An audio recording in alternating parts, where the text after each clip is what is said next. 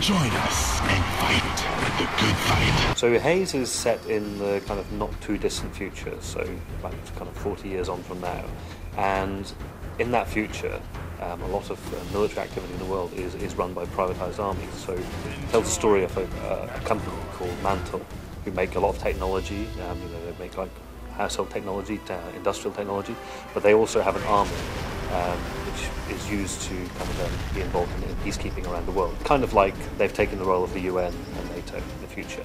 And you play the character of Shane Carpenter, who is a sergeant in Mantle's army, and this is really his first kind of taste of the hard end of combat. And he's fighting in a war in South America, where a rebel force have taken control of the country, and Mantle have been sent in to sort it out. The most immediately obvious thing about Haze, when you look at it, is the visual quality. We've completely upped our game in terms of the complexity of the scenes and stuff we're working with. And I think people used to Periodical's previous games who will be interested to see that we've gone for a very photorealistic style in this game. So a big part of Haze is based around Mantle's use of a kind of biomedical combat enhancing supplement called Nectar.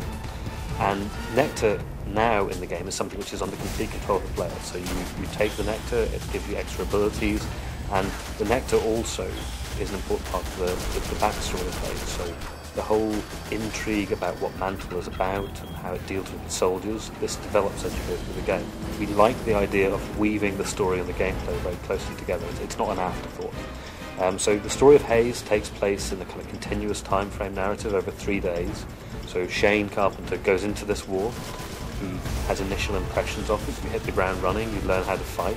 But over those 3 days, things change considerably for him. And there's an arc of narrative which takes him to some quite interesting places and will confront the player with a very different, more modern look at war than what's normal in video games, really.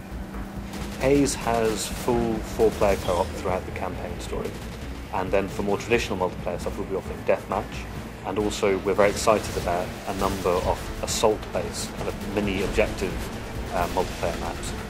With Haze, what we really want to do is to not just be pushing the bar with gameplay and presentation. We want to make people think.